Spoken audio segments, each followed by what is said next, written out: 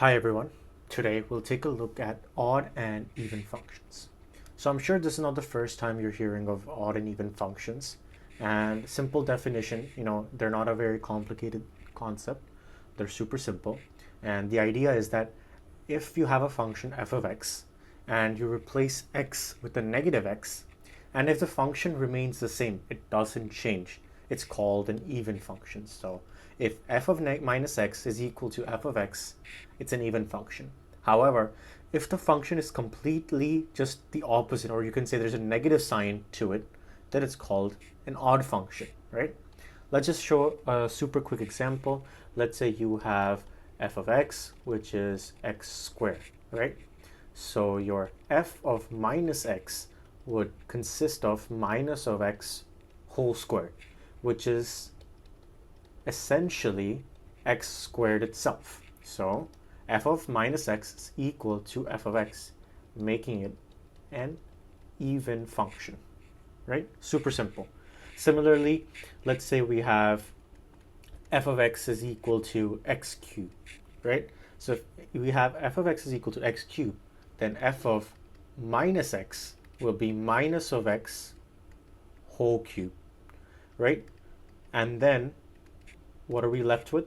Well, we have minus of x cubed, which is essentially minus of f of x, because it's, think of it that this is a separate entity and the minus sign is the minus sign itself, and this is your original f of x. Like, I hope you're able to bifurcate the situations here, right? That's all the concept is. Yes, it can be implemented to any more complex function with logs, with trigonometry, and other radical or rational functions as well. Now, the IB would never really ask you, determine whether this is an even or an odd function. However, they might subtly present a property of a function. Maybe this function is odd from this to this range, and then they might ask you a question which requires you to use that property to solve it. So the whole key is to just be aware that this property exists for certain functions like x cubed, modulus of x, sine of x, tangent of x, and so on and so forth, right? As and when you face more questions, you will get better at figuring it out, whether it's an odd function or an even function or neither, right? There can be a function which is neither even nor odd as well. So let's look at a really quick question. Let's go to the next slide. Okay, so we're given that f of x is log of x plus square root of x squared plus 1. So well, we just have to determine whether it's odd or even, right? Super simple. So let's start with a super simple way of work. So we have f of minus x, right? So wherever there's x, we just put a negative x, right? So we're gonna have log of minus x plus square root of minus x squared plus 1 and close, right? Well, what do we have? We have f of minus x is then going to be log of x is x squared plus 1 minus x, right? That's it. What can we do now? Now we're kind of stuck, right? We're not able to get a minus sign. We're not able to get the same thing again. So what can we essentially do? Well, here's what we can try to do. Okay, so we have this part right here. Let me change the color to yellow, right? We have this part. We can multiply and divide by its counterpart. What I mean is, let me just focus on this area, right? Where if I just focus on this part where we have our log, what I can do is I'll have x squared plus 1 minus x, right? I'll have this part, and then I'll have x squared plus 1 again plus x, right? Instead of a minus, I have a plus, and then I divide it by the same thing as well. So x squared plus 1 plus x. That's what I do, okay? That's what I've done. Now, if I open this up, what do I have? Well, I'm gonna have log of, what am I gonna have? Well, I'm gonna have it's all gonna cancel out actually. The x squared is gonna cancel out, so I'm gonna have 1 by x squared plus 1 plus x, right? And this is the same thing as minus log of x squared plus 1 plus x. So it's essentially minus f of x, right? Which makes it an odd function, right? So again, this was probably like the hardest case. I could have built it up with, taking easier and easier situations, but I feel that since we have already looked at a lot of functions, you can figure this sort of things out quickly. And I just wanted to go with the hardest case, which kind of really makes you think and which kind of hits across the concept quickly. All right, so this is the one example that I wanted to share with you guys. Now I have a few properties lined up. Again, like I mentioned before, these properties are something you should be aware of, and if a question will never really ask you to directly solve a question with these properties, but they will ask, or they will force you to think of them to solve a question further, right? Okay, so let's look at the properties really quickly now. Okay, so we have the first property, that graph of an even function, right?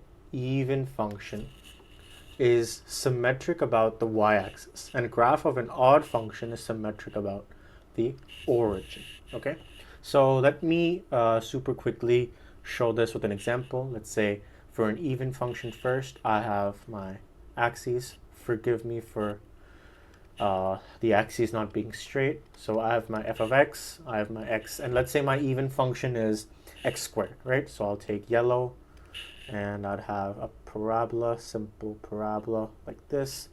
So my f of x is x squared, right? So as you can see, all of the points are essentially symmetric about the y-axis.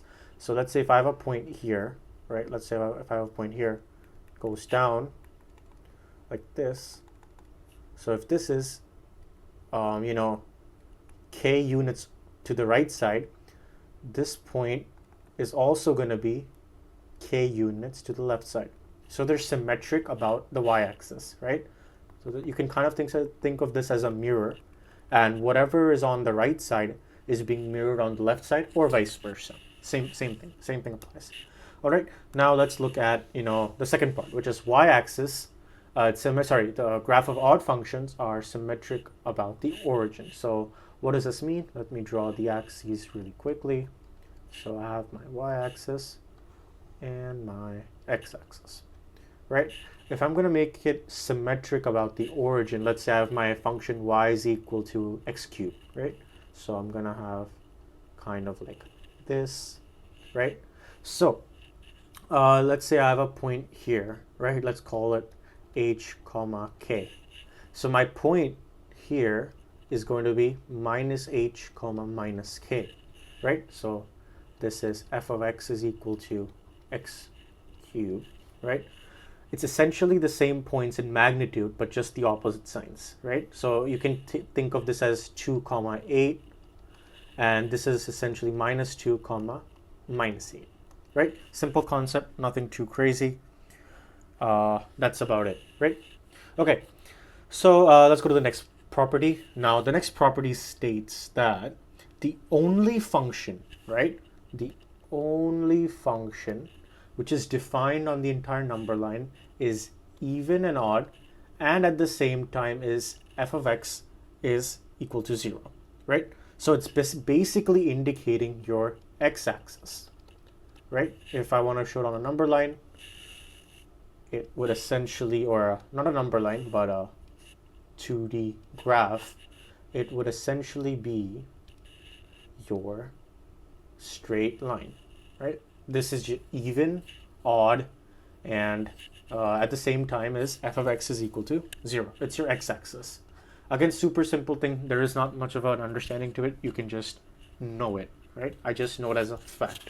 Okay, let's go to the third property. The third property states if an odd function is defined at x is equal to 0, if it's defined at x is equal to 0, then f of 0 is 0, Okay, so let's break it down. So we have for an odd function,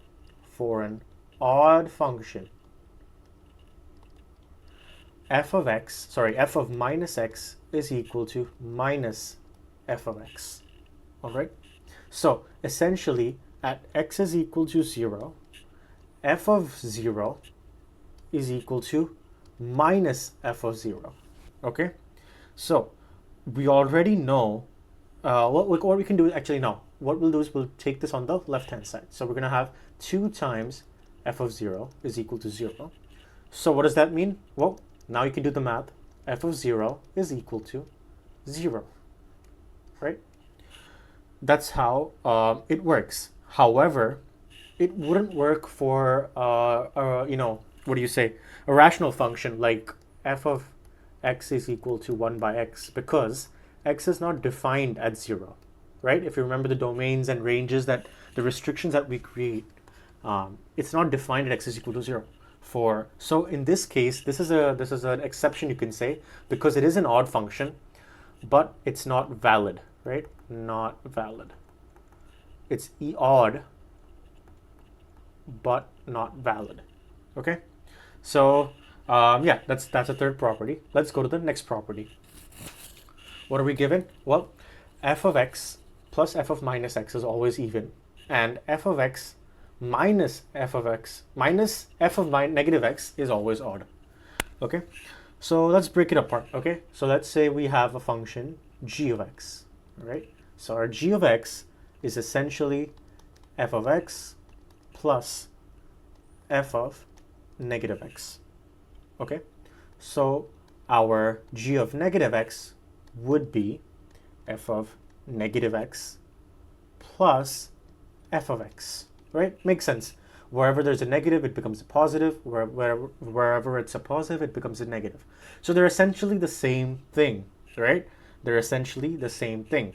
So this itself is also g of x, right? And because it's g of x, g of negative x is the same, hence making it even. Perfect. Okay, let's look at the second part. Let's say I'll change up the color. Let's take red. Okay, let's say we have h of x is equal to f of x minus f of negative x. Okay, so we have h of negative x is equal to f of negative x minus f of x. Okay, if I add these up, what do I get? Well, I'll just simplify it for you. I'm going to get f of x minus f of negative x, which is essentially minus h of x. So h of negative x it's an odd function, right? It's an odd function.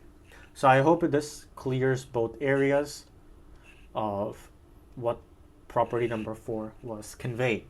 Okay, let's go to property number 5. So property number 5 says if both f of x and g of x are odd or even, then the product of f of x into g of x, so this is being multiplied, okay? Multiplied, f of x into g of x will be even. But if one is odd and other is even, then the function will be odd. You know, it's kind of like the integer rules that you might have learned in your middle school, right? Let's say you have a positive and a positive. Well, that's a positive. Negative times a positive, that's a negative. And then negative times a negative, that's also a positive, right? So let's just make a table really quickly. Nothing much, you know, there is to read and understand. I'll just draw a simple table, and it's something, you know, you can just make it as a rule of thumb. So let's say you have your f of x, you have your g of x, and then you have your, let's say, h of x, which is f of x times g of x, right? So I'll just draw two simple columns, break it apart, this, right? So if f of x is even, g of x is even, well, what is going to be the product of both functions? That's also going to be even, okay? Now, next case is if one is odd and the other is also odd, then also my function is going to be an even function. Okay. Next is if either one of them are odd, or they're different essentially, even odd or odd even, my functions, the products are going to be both odd and odd. Okay, so I'll probably say this despite this being the fifth property that I've shared, it's probably one of the more important ones because it's a super subtle property, right? Let's say you're given, f of x is modulus of x, and this is cosine of x, right? Well, we know this is even, and we know this is even, so obviously it's going to be an even function. They could say, find. They could have an integer function. They could have an integration function. Say, find this times cosine of x from -10 to 10 when the area below the curve from 0 to 10 is 5. So essentially it would just be double. So it'd be 5 times 2, which is 10. If this is going over your head, it's okay. Because we will cover calculus and we will cover a lot of questions in calculus, a lot of complicated, hairy questions. But if you've already learned calculus and you're using this video as a revision tool, then this should hopefully make a lot more sense to you. Okay, so all right, so let's go to the next part. Okay, so we have the composite function of f of g of x is odd if and only if both f of x and g of x are odd. Okay, so I haven't, I believe I have covered composite functions. So hopefully this term isn't, a first time hearing, and you're able to correlate to all of this. So again, just like the previous property, I'll list out a table really quickly, and we can then I can then explain it if I need to. Okay, so let's say if you're f of x, you have your g of x, and you have your h of x. Okay, so let's say my f of x is odd and my g of x is odd. Let's say my next is even, and then different, right? So even, odd, even. Okay, so what do I have? Well, I'm gonna have something like this. Well, both are odd, then my h of x is odd. Okay, and this is going to be f of g of x. Okay, next, if both are even, then my composite function is even, and if both are also different, then they're going to be even and even. So the only time the composite function is going to be odd when both functions are odd, right? As it's mentioned here. If, only if, and only if. Okay? All right, so if you want, you can always test it out. Take sine of x, take modulus of x, and the sky's the limit at this point. Okay? All right, so I think this is the final property that we have. And this says derivative of odd function is even, and derivative of an even function is odd. It's just the opposite. I can show a few examples. So let's say my first example is f of x is equal to x to the power 4. Well, the derivative of this is going to be 4 times x to the power 3. This is an even function. This is an odd function. You can test it out using Desmos. Desmos, again, from time to time I've shared about this. It's a great tool to visually understand how each function, opens, curves, bends, breaks. It's a great tool. Another case, if you want, this is the first example. Second example, let's say I have x to the power 3. Well, the derivative of x cubed is going to be 3 times x squared. This is odd. This is even, right? Another one I can say is, let's say, sine of x, right? So f of x is equal sine. The derivative of sine x is cosine of x. So again, this is an odd function. This is an even function. Another example, if you would like, let's say I have f of x is equal to the tangent of x. So the derivative of f of x is going to be secant square x, or it's the same thing as 1 up by cosine square of x, which is an even function, this being an odd function. So I believe that's about it. I think, okay, there's one more. Okay, right. So let me change the color. So the integral of odd function is even, but that of even function may or may not be odd, as the value at x equals 0 may not be 0. Okay, again, this is a little confusing, right? This can be quite confusing. Let's try to show it with a few examples. So let's say my f of x is equal to x. So the integral of f of x is going to be x squared by 2 plus c, right? Now the c can be anything. This can be 100, this can be a million, infinity, this can even be 0, right? Based on the situation that we're given, right?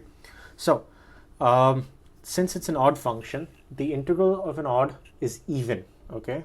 So how is my function going to look like? Well, let me just draw the axes, and I could have something like this, something like this, something like this, right?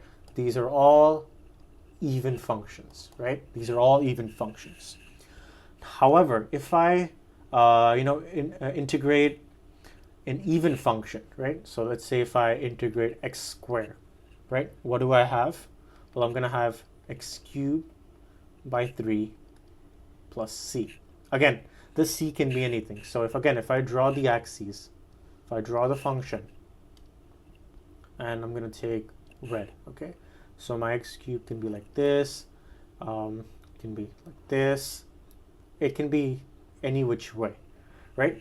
It may or may not be odd, right? The idea of odd is if this point is, let's say, h comma k, this point must be minus h comma minus k, right? That's the whole idea of odd functions, right? It's going to be the complete opposite, it's like a reflection about the x-axis. However, if you look at this part very closely, if this is h comma k, this might be minus h, but it might be some other alpha value, right? It's not going to be a negative for sure. However, the property is going to remain the same for here. If this is h comma k, this is going to be minus h comma k for sure, right? But it all depends on the c value. If c is 0, then yes. If c is not 0, then we don't know, right? We can keep questioning, but we'll never know. This is kind of one of those rare properties. Even if you don't remember it, things can work out fine. But it exists, so I thought, let me just share it with you for the fun of it. And if you do happen to remember it, kudos to you. So I think, yes, so this was the last property that I wanted to share. Super quick video, nothing too long, nothing too fancy. At the end of the day, the core property of even odd functions remains what I shared on the first slide itself. And I hope I was able to explain the example question that we did as well. Because I thought, this kind of covers a good property and provides a good understanding of the concept itself. Essentially, once we start trigonometry and calculus, we will engage more in even and odd functions. So I didn't want to, bring in trigonometry in this part. I just wanted to use basic algebraic functions that we have covered thus far to show what's happening. So yeah, that's about it for this video, and I will see you in the next video, which we'll talk about is function transformations.